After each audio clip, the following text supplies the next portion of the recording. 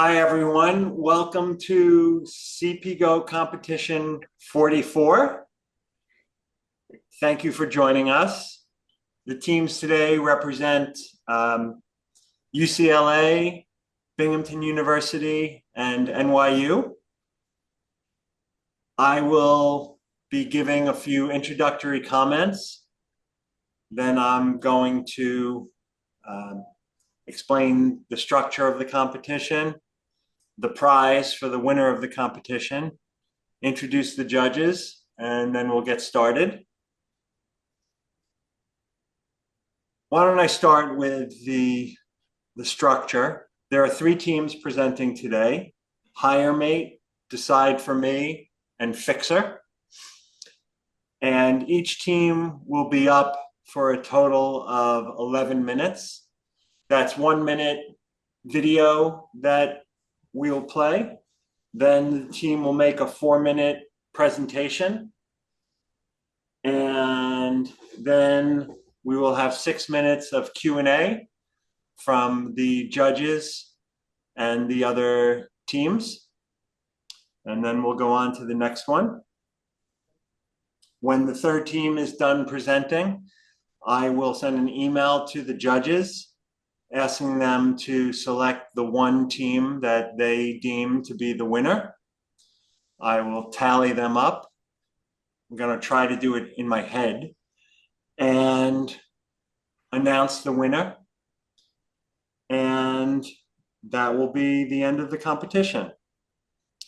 We'll definitely be on time and under budget. I just wanted to say that. Regarding the markets, I would just say that it's a really great time to be an investment bank raising private capital. If you haven't been paying attention, the private equity firms are having a terrible time raising capital. The very large ones are still doing okay, but even they are not raising capital at the size and the pace that they were in years past. It's a real problem. And I wouldn't say the reason for that, because I can't stand when people say the reason for this or the reason for that. Most things in life are much more nuanced and complex. But I think one major driver is that the private equity firms have not chosen to sell their portfolio companies at the same rate that they have in the past.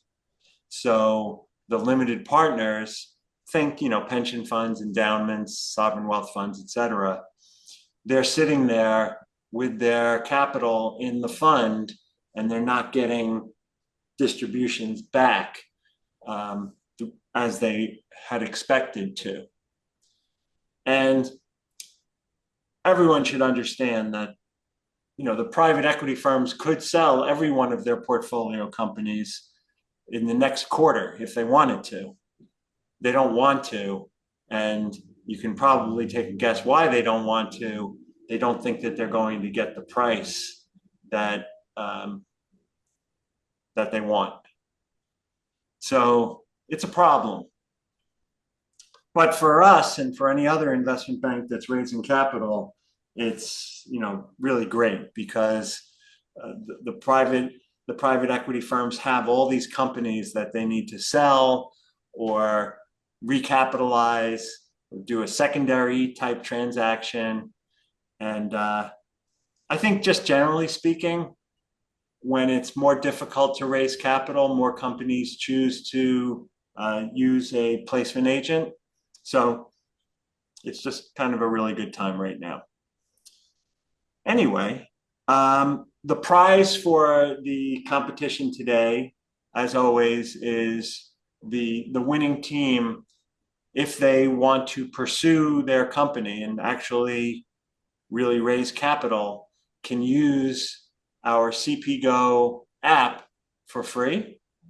If you don't know it, who the hell doesn't know what the CPGO app is? But if you don't, um, it's a way for companies to meet investors and for investors to meet companies and for companies to meet clients and customers. And it's pretty expensive to use. So having free usage of it to meet investors is actually a pretty valuable thing.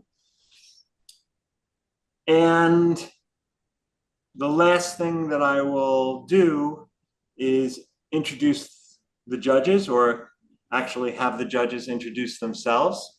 So if you don't mind, if you could just spend a minute or two describing yourself or your company, and we could start with Milton. Sure. Thanks, Richard. Pleasure to meet you all. I run a family office, but here in South Florida, but we run it as a full merchant bank, meaning we not only act as principals, we have an active mergers and acquisitions business. We're part of the Empire Broker Network with 80 offices around the country and 2 international investment banking partnerships. We help raise money for companies, debt and equity, and fund managers. And we also own our own CPA firm and business valuation firm. We have a team down here in Miami, and we're affiliated with a 1,000-person firm up in New York. So it's a combination of principal investing, intermediary services, and advisory work. And I've known Richard for a long time, and he's grown an amazing company. As he used to say when he started, is let's use technology to raise money versus having to do it all the hard way, one phone call at a time. So he's come a long way. So pleasure to be on the panel today. Well, thanks for being on, and I'll send you the wire for that nice comment after the Carter, if you could please introduce yourself. Sure. Yeah. Thanks, Richard. Carter Calloway here with Ultratech Capital Partners. So we're an early stage venture firm based here in the Washington, D.C. area on the East Coast. Yeah, investing in all kinds of deep tech, hardware, software, anything around the kind of critical industry, manufacturing, energy, semiconductors, autonomy, cybersecurity, things like that. Seed to Series A, typically. My background's a little bit more on the technical side. I was an engineer before this for L3 Harris in the aerospace sector. So yeah, really excited for the presentations. Thanks. What is your typical check size? Yeah, sorry, about 500K to a million typically. Okay. So yeah, happy to lead smaller rounds or usually are following on in slightly larger rounds. Do you have like a threshold requirement of revenue or EBITDA, or do you do startups as well? No, we're very flexible on that. So yeah, again, typically seed Series A, and that looks a lot different for a cyber company versus a battery company versus a chip company in terms of metrics. So we're flexible with that. Okay, well, after the competition, I'm going to show you a cybersecurity transaction that we think is absolutely amazing. So, Perfect. Thanks. Michael. All right, thanks, Rich. Michael Schmidt. I'm the CEO of a solid waste collection company headquartered out of West Virginia. Been doing it now for about 3 or 4 years. Prior to that, I was the CFO of another waste company, and prior to that, I was in banking. I've done mergers and acquisitions, all primarily on the environmental services side. So not as fun and exciting as tech. Pretty simple and big garbage trucks, but we do use a lot of tech in all of our equipment and everything we do. It's the waste industry has been kind of one of the industries that's been slow to adopt technology, but now they're starting to come around to it. So happy to be here. I've known Rich. Rich helped us with a smaller company raise some money in the past. So happy to be a part of this. I always think that making money is fun. So Oh yeah, a lot of cash flow. They say it's not as fun as tech. I would disagree. No, it's equally fun. Equally fun. All right. Excellent. So so let's start the competition. Our first team presenting is HireMate.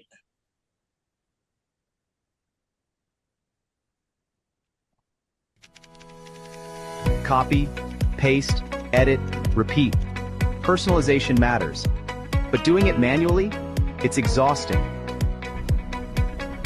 So one time when I showed leadership, Introducing AI Interview Helper HireMate, an AI-powered interview preparation platform built for real personalization and leads you be the standing out candidate in the investment banking interview process. Practice behavioral interviews, technical interviews, real-time face simulations.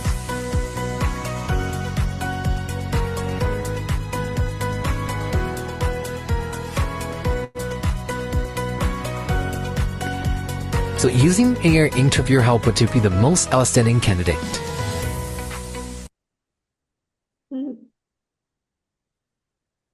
Good morning, everyone. Thank you so much for taking the time to learn about HireMate.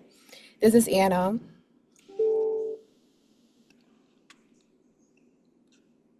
And I'm Adrian.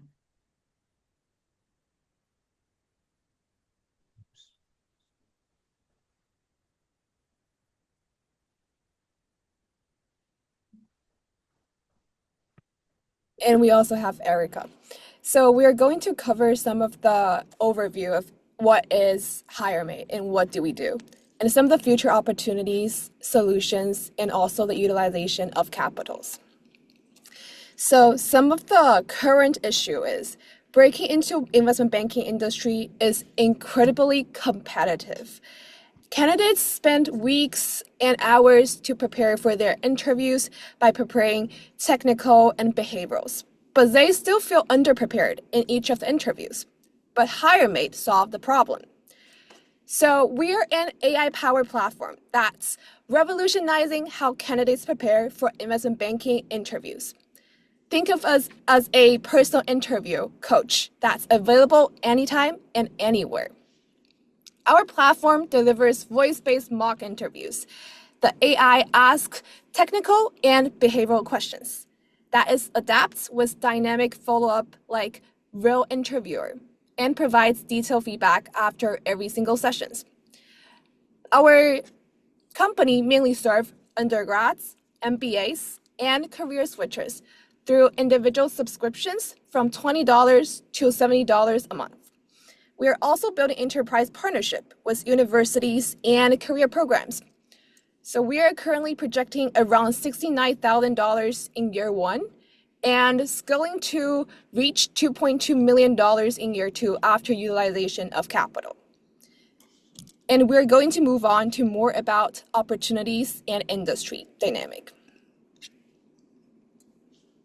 So for opportunities, as we can see with the numbers, based on last year numbers, JP Morgan and Goldman Sachs received over 300,000 student applications.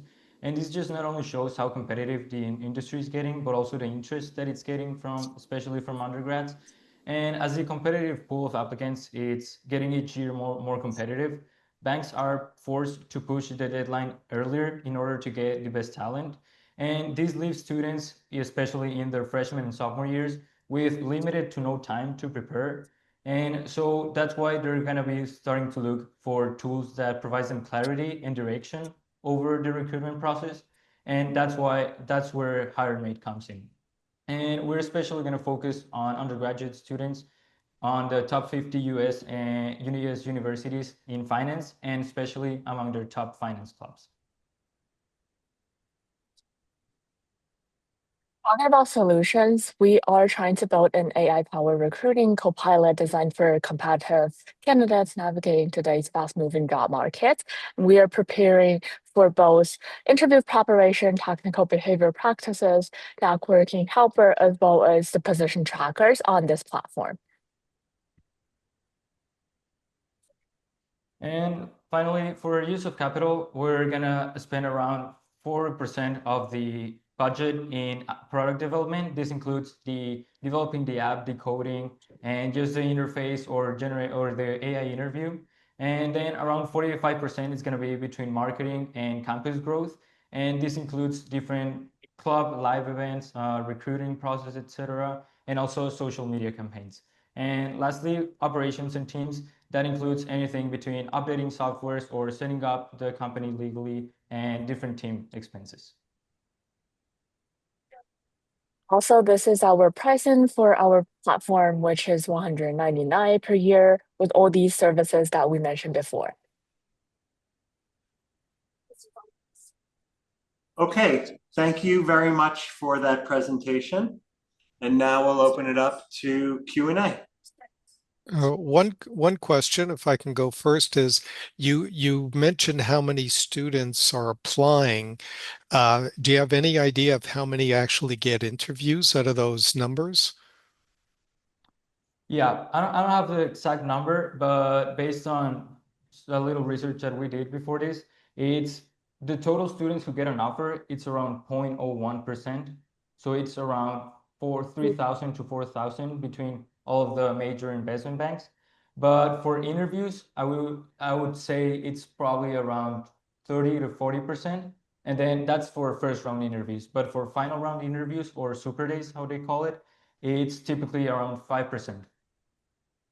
Yeah, I doubt it's even that high because that would, 5% of 600,000 is a lot of people. They wouldn't be able to run their business. I'm sure it's a lot smaller number, but the point is it's still, I think the idea is a really good idea. I mean, the issue is you're gonna need really some input from the major clients that are doing the hiring in terms of what their questions are. How are you going to get that information? Do you know? Because remember, if you're going to get a job at JP Morgan or Goldman Sachs, you're not going to have one interview. You may have 5 or 10 interviews from the same firm in order till before they make a final decision. So how are you addressing that? Yeah. So in order to get kind of the information for firm specific questions and that kind of stuff, there's a lot of information out there. I mean, we can see from a lot of different platforms like Wall Street Oasis or Breaking into Wall Street, etc. They have a lot of guides and they have developed different information for firm specific questions. And this comes from past analysts or people who have gone through the interview process. So the thing is that the information is out there, but it's very hard to find or have a clear way of finding that information.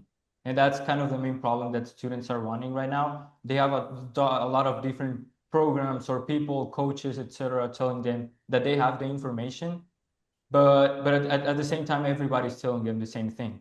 So if we are able to kind of put everything together into one app and just let students know and just let them try it by experience, like they're gonna find the information in our platform. What you could also do is offer that once students go through the interview process, that they provide the questions back into your system Yeah. and give them some sort of reward, free Mhm. free usage or something, Yeah. and you'll start building a database that nobody else has. That can work absolutely. That would be more valuable than almost anything Yeah. to start, or certainly very valuable. Sorry, go ahead.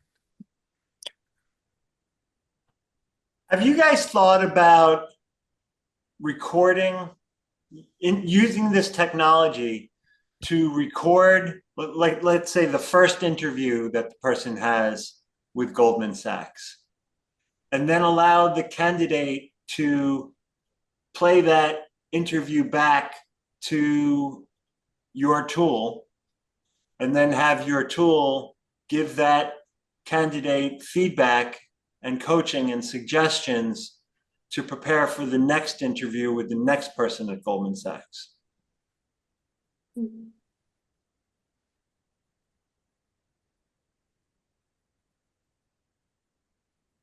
Erica, do you want to take on that question?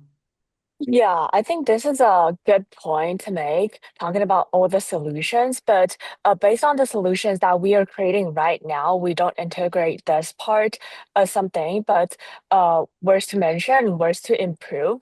But I do want to mention that there might be several concerns because in terms of privacy, I don't know whether this is appropriate to like record the real interview and put it onto the system. So this might be a little concern, but very like useful advice for the platform on also the solutions. That's Thank you actually so much, Richard. that's a very good answer. By the way, in New York, it's perfectly legal to record for one person in a conversation, to record that conversation without the permission of the other person. But that was a very good answer because It was. regulatory compliance is extraordinarily important. So that was terrific. I think in Florida it's illegal, by the way, but so it's different here. Yeah, Yeah. each state's. Do we have time for another question? Sure. I guess I have kind of a two-part question. The first is sort of along the same lines that Richard and Milton were getting at, but curious, Goldman and JP Morgan, whoever, what kind of tools they are already using in their recruiting process. And then just kind of curious if there are opportunities to partner with the firms themselves, because as you're training candidates, you're getting a lot of good data on who the best candidates are, right? And I think that data is valuable to the firms themselves. So I guess curious on thoughts there.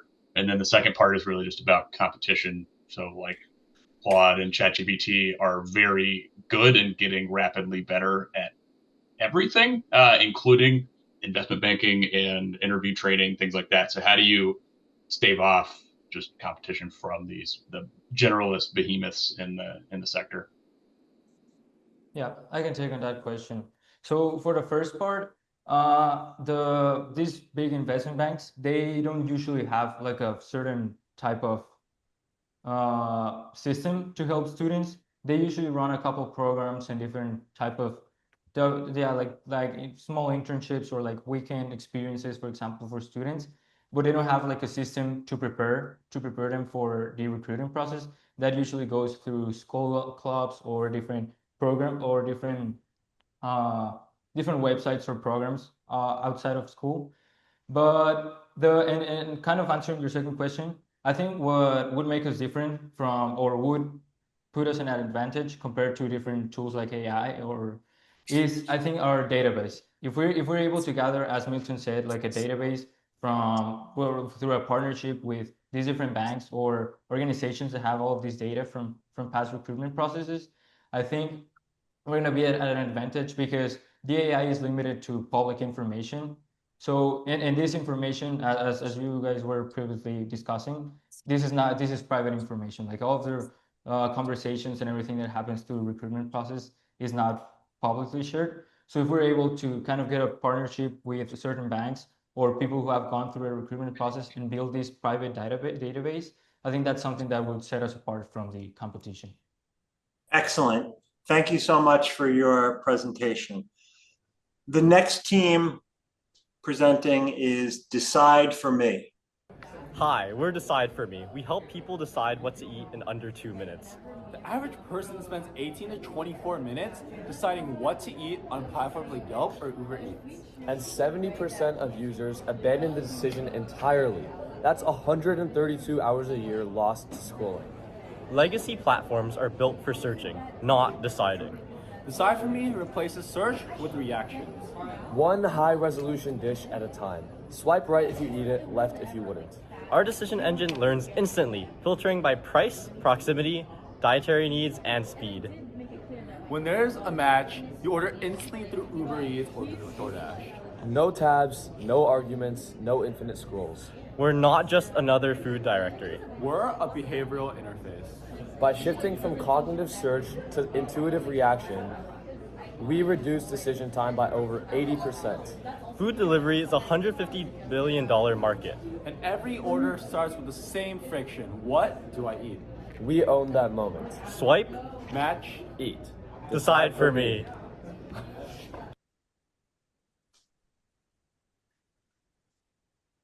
Hi, I'm Steven, and this is my partner, Sunny, and we built Decide for Me. Yeah, Steven, before we start, I'm actually kind of hungry because I didn't get breakfast this morning. What are we eating today? I don't know. Let's check Yelp real quick. Okay, 4.2 stars, but this review is from 3 years ago and it says the service is slow. Let's try Google Maps. Wait, is that place even open? Wait, how about we just stop for a second? This is an infinite scroll death spiral. Legacy platforms were built for searching, but they're terrible at deciding for what I want to eat. Every minute we spend scrolling is a minute lost to friction. You're right, Sunny. The data doesn't lie. The average person spends 24 minutes per meal just trying to pick. That's 132 hours of lost life every single year. Even worse for businesses, 70% of people face decision abandonment. They get so overwhelmed, they just eat a bowl of cereal at home. Man, I don't even want to eat cereal in the first place. You know why? This is why we built Decide for Me. So Decide for Me is the world's first Tinder for taste. We moved the experience from searching, which is traditional within Uber Eats, DoorDash, Yelp, all these other engines, towards deciding and reacting. We actually wanted to not actually have more reading essays and trying to scroll through the entire process. We just want one high resolution dish that I can choose for my meal. Yeah, the visuals of the app are very important to us. It mirrors the intuitive experience of TikTok or Instagram because that is just how our generation consumes information. You can swipe right if you like it and left if you don't. But under the hood is also very context aware. It's not just showing you random foods that we get off the internet. We're showing you food that is open now and under a specific price point, as well as within a specific radius, so it's easy for access. We've integrated directly with Uber Eats as well as DoorDash for instant one-tap fulfillment. And we also solved what we call the social tax. Our group mode also allows friends to sync their swipes, and when you and your date both swipe right on the same picture of a spicy tuna roll, the app matches you instantly. So you have zero arguments and zero friction. But obviously, at the end of the day, we need to look at the market dynamics and our specific moat, right? So specifically for our revenue model, we're actually focusing on three primary revenue streams. First of all, we want to associate with affiliate revenue. So in a sense, every single time we check out via Uber Eats and DoorDash, we're actually taking 5 to 10% commission, split between both the Uber Eats as well as DoorDash, as well as the restaurant that we're buying it from. Phase And two phase is two, going to be, oh, sorry. Phase two is going to be our phase two, sponsored sorry, yeah. sponsored discovery. Steven's just very excited to talk about this next, so that's why, because this product is just so amazing. On that note, phase two is going to be our sponsored discovery, which is at the very bottom of this slide. This is typically kind of more so at the top of the deck placement for restaurants to feature high margin dishes. What this means is that we're gathering data as a result of our consumers using our apps, and we'll be able to sell off this data for both grocery stores and start determining what the actual trend is, as well as figuring out what restaurant trends that restaurants should focus on specifically for developing new dishes. And finally, for phase three, we have data as a service in a sense, which is exactly what I said. As well as finally, to close it all off, we also have the $6 a month for unlimited swipes, advanced health filters, and premium group modes. As we mentioned earlier, we actually want to focus on the needs of the consumer. For example, if they have vegetarian diets, as a result, this is very difficult to find as a result of just merely scrolling on DoorDash and Uber Eats. But being able to appeal directly to the consumer is something that we actually might have this premium subscription for. And for opportunity, we want to talk about our first year target. It's a $50 million zone.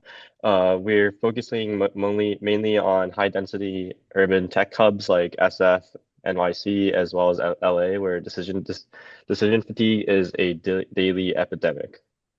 Yeah, and at the end of the day, we're chasing a $1.2 trillion global opportunity. At the end of the day, the total global food and delivery and dining market is absolutely huge. However, we want to focus more on the Gen Z population, considering the fact that our swiping left as well as right for our Tinder format is something that we want to target toward the Gen Z audience. So we hope to eventually scale toward the $450 billion serviceable addressable market.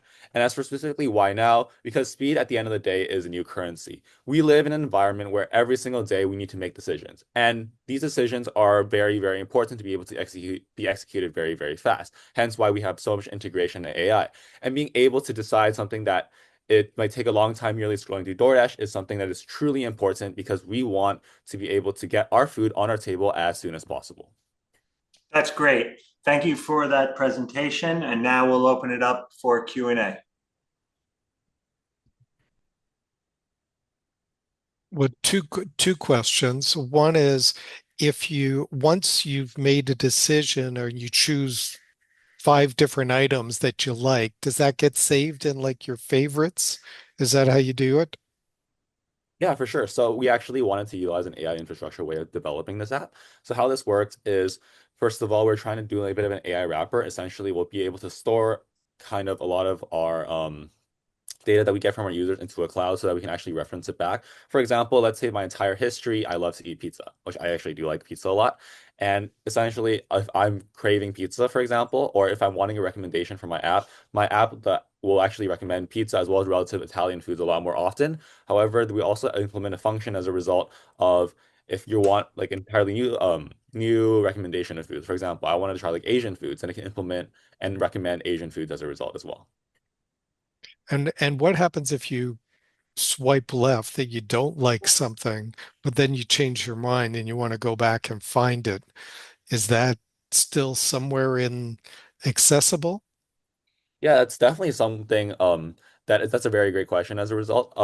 Honestly, in a lot of the apps as well, specifically on Tinder, it's not even on actually Tinder, the dating app, when you swipe left, it doesn't necessarily mean that they will automatically not recommend the specific for example, traits. If for example on Tinder, which is our kind of a model for reference on the dating app, if you swipe left on an individual who may not have had the same interest as you, maybe it will actually recommend this less, but it doesn't completely cancel it out of the equation just in case you change your mind. Got it. I think your pricing may be, you don't have a financial forecast, but your pricing may be a little aggressive. I don't know that you're going to get Uber Eats and DoorDash are going to give you that much, but you may eventually be able to go direct to the restaurant chains and they would pay you just like they pay DoorDash and they do their own deliveries. So, very interesting idea. Yeah, but that's definitely something to consider. Thank you so much for the recommendation. You're welcome. Yeah, I does think it my recommend question was, or go ahead, Michael. does it recommend a type of food, or does it recommend a restaurant, or does it drill down if you want pizza, then it identifies these 5 pizza locations? Yeah, Yeah, that's so there definitely no, see me, go ahead. Yeah, so we have 2 different modes for our app. First, you can type in a type of food and you can go from there, and they'll go more and more specific on the type of area that you want to order from, the type of restaurant and stuff like that. Or you could just use the general mode, which is basically just like Tinder, and you just keep on swiping left or right until you get more and more specialized foods, and you can find exactly what you want from there. Okay. And then that drills down into the restaurant. I would think it's going to take, proximity into the equation, right? So if I'm in Philadelphia, but there's a great pizza restaurant in LA, it's probably not going to recommend that pizza for me, right? Yeah, Most that is likely not. correct. Yeah.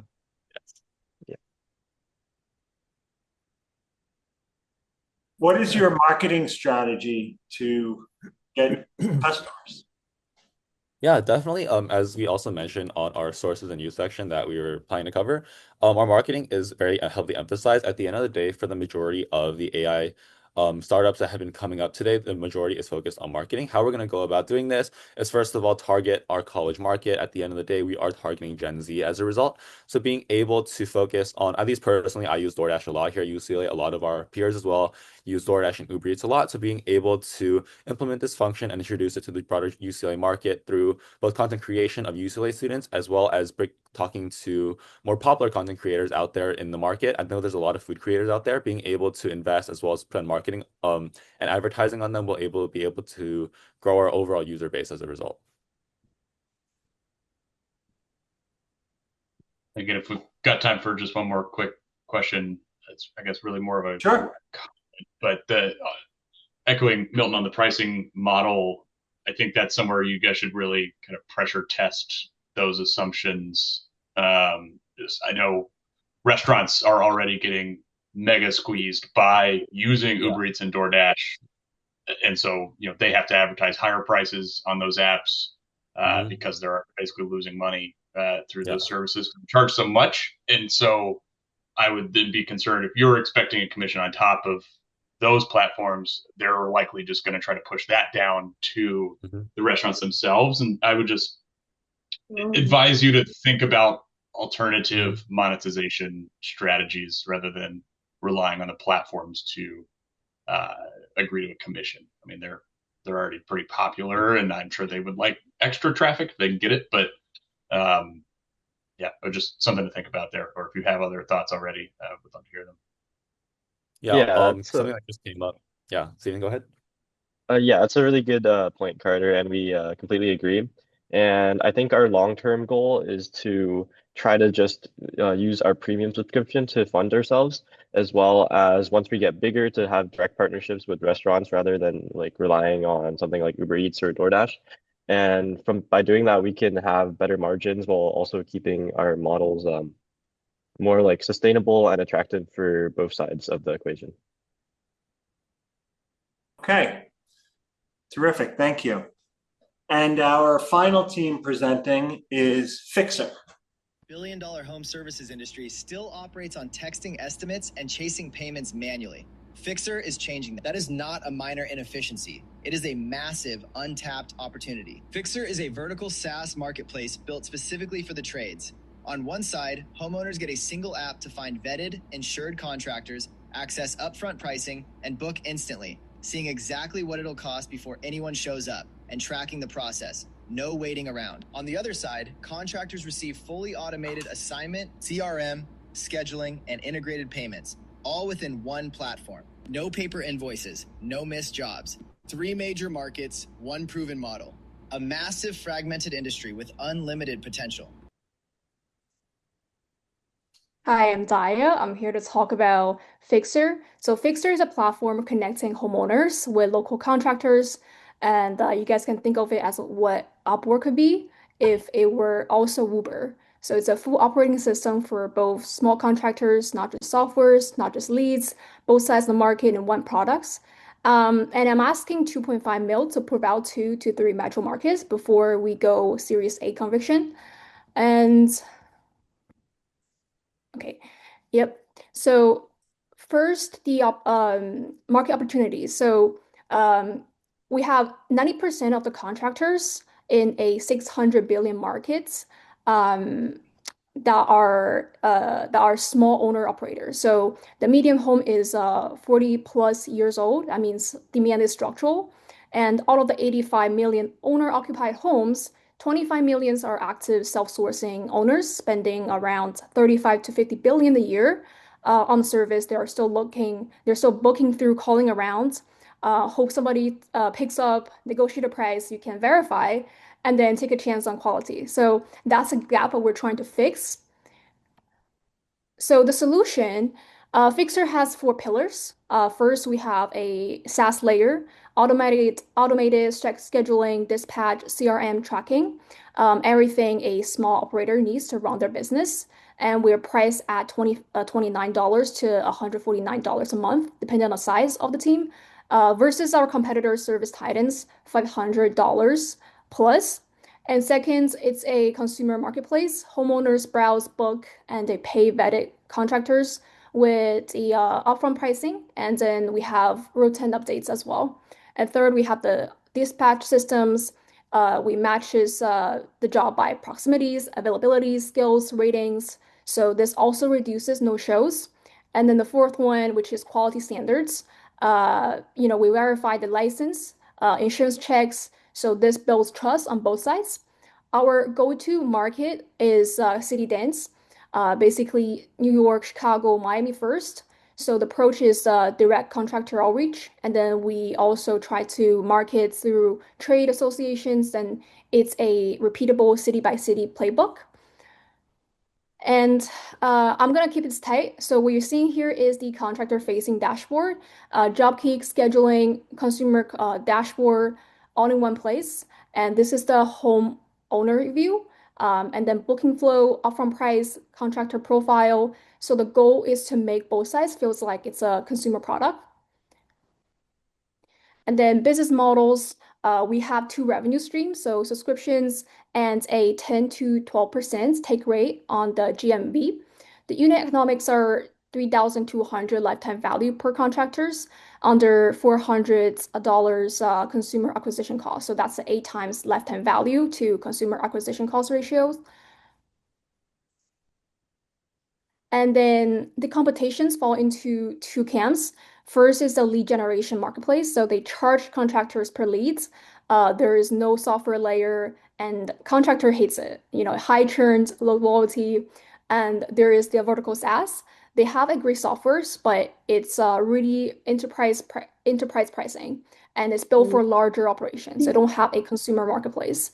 Since no one's doing both, Fixer is the only platform combining SaaS, consumer marketplace, and the automated dispatch in one single product. So it's priced for the market anyone else is ignoring.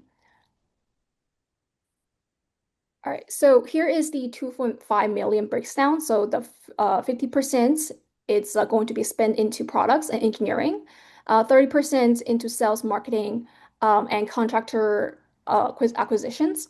And then the 20%, which is we're going to spend into operations, team, legal, insurance, and infrastructures. So every dollar is going towards proving the model in a dense market before we scale. And then the risks, I'm not going to pretend the risks don't exist. I've thought hard about each one. The contractor adoption is the most common concern. So the trades are skeptical of new softwares.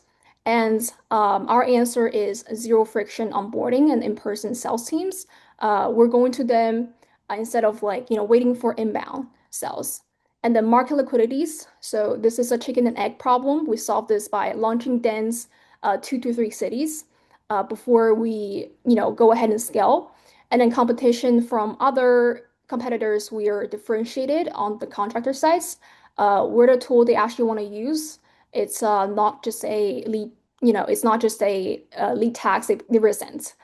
And yeah, so we're gonna have to move into the Q&A. Thanks for that presentation, and please start the Q&A. So how does Fixer generate revenue? Can you just elaborate a little bit? So first we have the subscriptions. We charge the contractors based on their size. If it's individuals, they're only paying $22 a month. If it's a team, they pay by per seat. And then we also take 10% to 12% on each each job. So if you have a plumbing repair, which is $500, and our cut is 10%, then we charge 50%. $50 for that job. Okay, so the idea here is you're charging the contractors to be a part of this platform. You also have a monthly subscription model and then you take another swipe at the overall cost of the job. All three of those That's come correct. together? Right. Okay. Have you looked at the competition? Yep. I've looked at the competition, so there are 2 layers, right? Mostly the ones that do give the leads it's towards the enterprise, and the ones that have the automations, have the CRM systems, they don't really give them the customer informations, and also it's enterprise pricing. But have you looked at sites like Angie's List? Yeah, Angie's. I did, yeah. So they charges it's really not built for individual contractors and small size operations. Angie's List? Okay, that seems what it does. By the way, there is a company in a similar business to what you're proposing called Fixer already. Are you aware of that? I actually not aware of this. Yeah, look it up. Same spelling, same name. They're a Oh wow, little different, but they pretty much do this. So, but Angie's List does this too. But okay, that's just some thoughts. Yeah, I guess similar line of thinking here. What kind of customer discovery interviews have you done on the contractor side to validate the model here? So one of I just looked up Fixer, and it seems like they're really targeting, like installations for customers who are, new homes owners. But we are targeting, the small issues where when you're having, plumbing issues, when you're having AC to fix in the homes, or if you have a burned carpets. So these are the common issues like, small like owners or renters will have. And then for contractor sides, I haven't done much research. I haven't talked to, people, regarding these issues before. Yeah, got it. I mean, I used Thumbtack last week to find a roofer. And it worked really well for me. They were here in like 4 hours, but then I ended up just paying the guy with a check So like there might be ways to circumvent your 10% cut on the transaction if they wanted to. But yeah, I mean it was good from my side. I have no idea what it's like on their side. So I would encourage you to go out and talk to these contractors and make sure that they want what you're building, right? Because if they're the ones paying, they're the critical side of the marketplace here. It's so funny that you just mentioned that because we have a client that has developed a very high-tech AI model. And the use case that they showed us was for roofing companies. And all you need to do is type in the address of your house, and it finds the satellite photo of your house. It looks at the satellite photo, and it gives you like all the information regarding the estimate of how much it should cost, and a whole bunch of other features. It happens to be a transaction that Rebecca is banking. So it's just funny that you mentioned that. Nice. By the way, just on that, Richard or Rebecca, send me something on that because one of my partners is kind of specializing on selling roofing companies.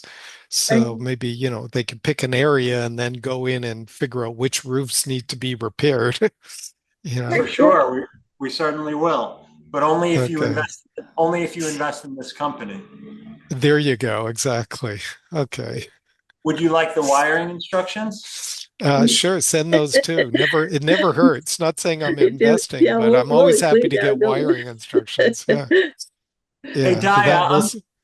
I'm curious, what precipitated you choosing this business sector? I'm just curious. Yeah, so I was looking for something fragmented, and also, not as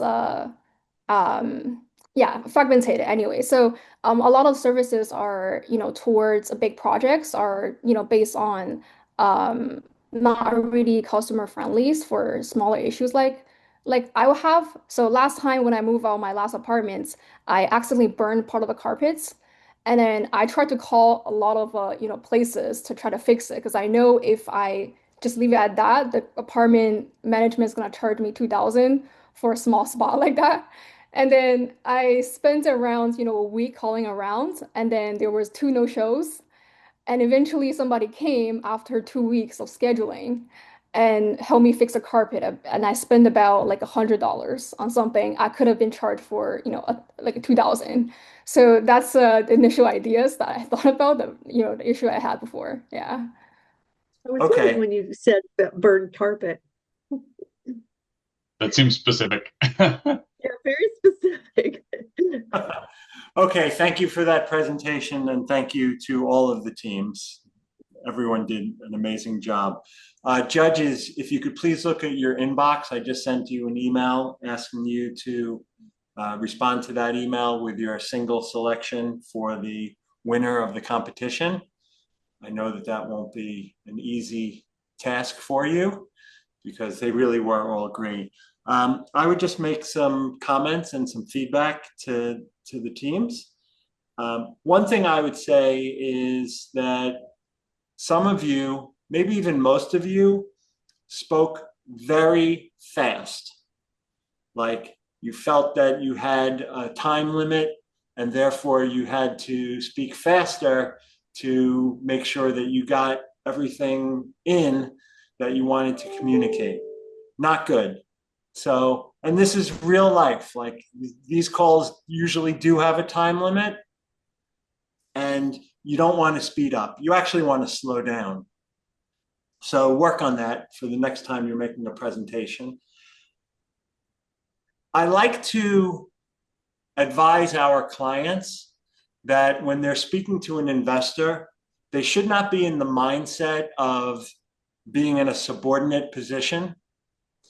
It's not you as the company hoping and begging that the investor likes your company and will invest. That should not be your mindset. Where you should be is that there are two people or two groups on a call, and they're each providing equal value. The company is presenting this opportunity to the investor. The investor comes in every single day looking for great opportunities.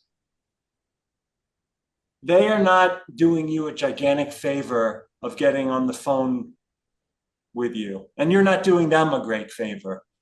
You're both providing an important service to each other as equals. You have to be, even if you're having a huge struggle in raising the capital, you can't get into that mentality of subordinate. You really have to be confident that you're providing an amazing opportunity for this investor. And now you and he or she are having a discussion about the opportunity and the structure and whether it works for both sides.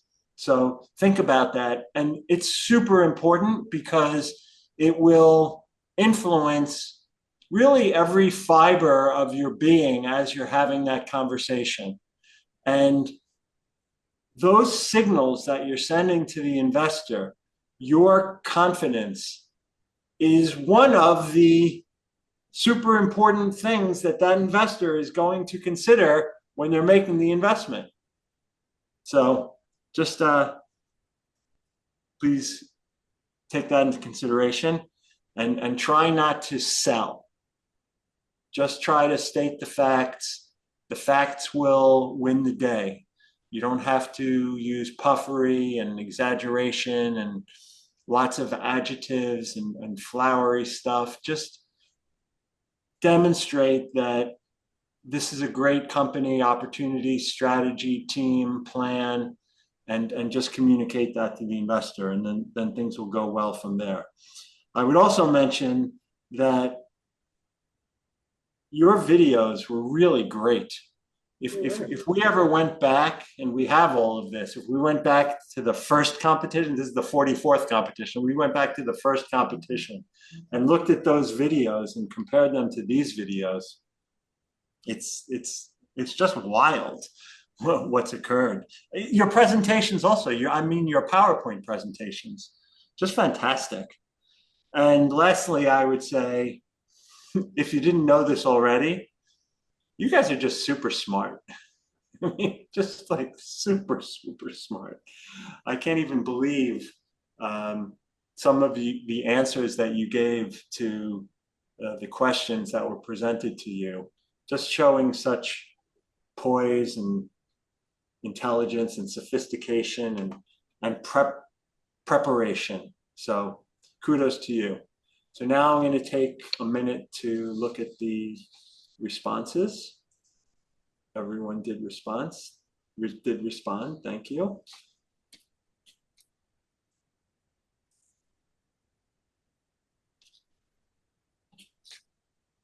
One judge responded with a funny response.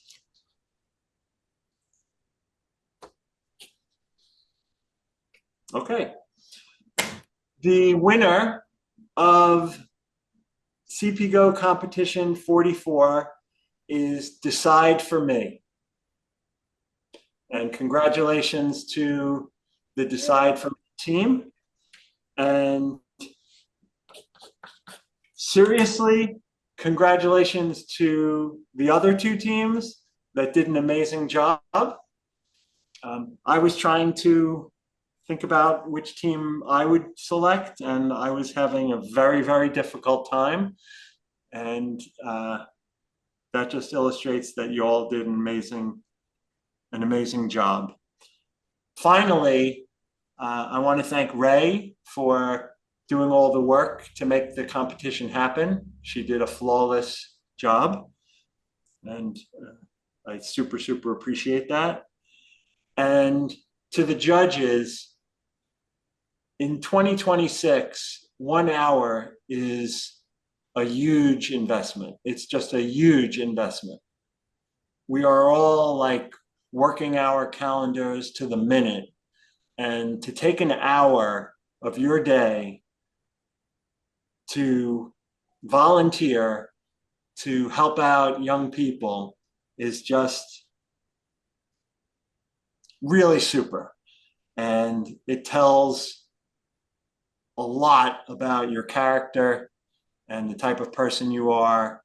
And I hope that all good karma comes back to you. Thank you. So that's it. Congratulations to Decide for Me. Thank you for everyone for participating and for coming to watch. And I hope everyone has a great rest of the day. Thanks, Thank you everybody. very much. Well done.